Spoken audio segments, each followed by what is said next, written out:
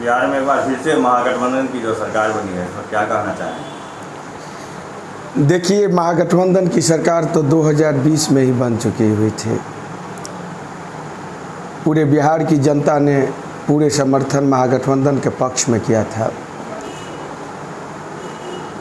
लेकिन भाजपा ने और देश के आदरणीय प्रधानमंत्री नरेंद्र मोदी जी ने अपने अधिकारियों के अधिकार और पावर के दुरुपयोग करते हुए जनता ने जो समर्थन दिया था उसका चिरहरण करते हुए पूरे जन समर्थन का चोरी करते हुए सत्ता पे काबिज हुए थे। आज आदरणीय बिहार के यशस्वी मुख्यमंत्री नीतीश कुमार जी को इस सावन के पवित्र महीना में महादेव ने सद्बुद्धि दिया और वो फिर पुनः अपने पुराने गठबंधन में वापसी किए हैं। उसके लिए मधुबनी जिला के तरफ से मैं बहुत बहुत साधुवाद देता हूं उनको। आपको लगता है कि ये सद्बुद्धि जो अभी उन्हें प्राप्त हुआ है ये बरकरार रहेगा? देखिए, जो स्थिति अभी देश की बन चुका है, जो जिस दौर से अभी देश गुजर रहा है, तो ये निश्चित रूप से कायम रहेगा। भाजपा का तो एक ही एजेंडा है, जो लोग को बांटो और अपना कारोबार चालू रखो। एक भी काम हो जनहित में या देश हित में आज तक वो नहीं किए हैं। उन्होंने जो 2014 में वादा किया था, एक भी वादा पर आज तक भाजपा खड़े नहीं है।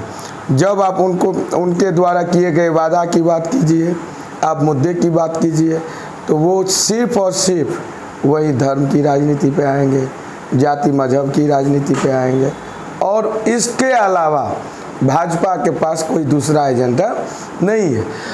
और जो भी सामाजिक विचारधारा का व्यक्तित्व होगा, जो भी सामाजिक विचारधारा के साथ चलने वाले नेता होंगे, वो भाजपा को कभी भी इस मामले को लेकर के समर्थन नहीं करेगा। कहना चाहेंगे एक बार फिर से नीतीश कुमार जो है वो दल बदल कर और जो है फिर से सरकार बना ली है, क्या कहना चाहेंगे? देखिए, दल बदलने का परिस्थिति ऐसा क्रिएट हुआ देश के अंदर, जो अभी आपको संविधान लोकतंत्र पर खतरा जो है उत्पन्न हो गया है। समय रहते नीतीश कुमार को जो है चेतना जगी और उन्होंने भाजपा से गठबंधन तोड़ करके महागठबंधन के साथ सरकार बनाया है। लेकिन इस महागठबंधन के सरकार को भी चुनौती बिहार में अभी गंभीर है। जैसे अभी आप ये बिहार जो है कृषि प्रधान राज्य है, और आज के समय में आपको किसान को यूरिया खाद अवेलेबल नहीं है दुकान पर। सरकार का जो पदाधिकारी लोग हैं वो कहते हैं कि बिहार का जो केंद्र से कोटा है यूरिया का, उसका 50% भी भारत सरकार के द्वारा नहीं दिया गया है। तो ये जो चुनौती है, इसका सामना सरकार को करना पड़ेगा और हर हाल में किसान को यूरिया खाद उपलब्ध हो, इसके लिए जो है सो कमर कसना पड़ेगा। किसान को खाद की व्यवस्था करनी पड़ेगी।